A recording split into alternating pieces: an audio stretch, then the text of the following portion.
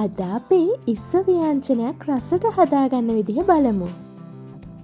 ඉතින් මං අද ගන්නේ මේකට ලොකු ඉස්සෝ. ඉතින් ඉස්සෝ ටික අරගෙන හොඳට පිරිසිදු කරගන්න ඕනේ. ඊට පස්සේ මම මේකට එකතු කරගන්නවා රස පදමට ලුණු ටිකක්, තුන පහ කුඩු ටිකක්, කහ කුඩු ටිකක්, මිරිස් කුඩු ටිකක් එකතු කරගන්න. ඒ වගේම අපි කරාමු නැටි දෙකක්, ඒ වගේම කුරුදු පොත්තකුත් එකතු කරගන්න.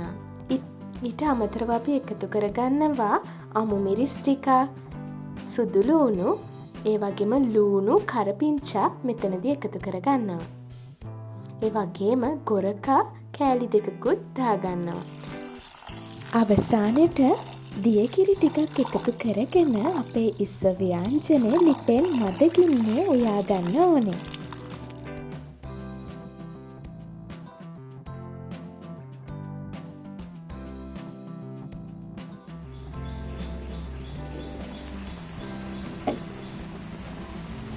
ඉතින් විනාඩි 5-6ක් යද්දී අපි දාගත්ත දියකිරි ටික හොඳට හිඳීගෙන මෙන්න මේ පාට එනවා. ඉතින් ඊට පස්සේ අපේ දියකිරි ටික හිඳුනට පස්සේ අපි මිටි කිරි ටික එකතු කරගන්න ඕනේ.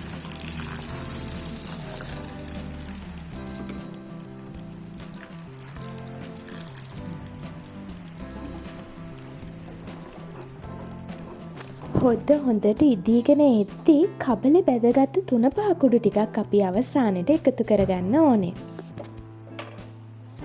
මේ තියෙන්නේ අපි හදාගත්ත රසම රස ඉස්ස ව්‍යංජනය.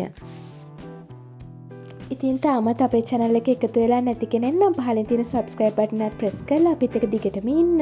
ඔයාලා හැමෝටම සුබ දවසක්.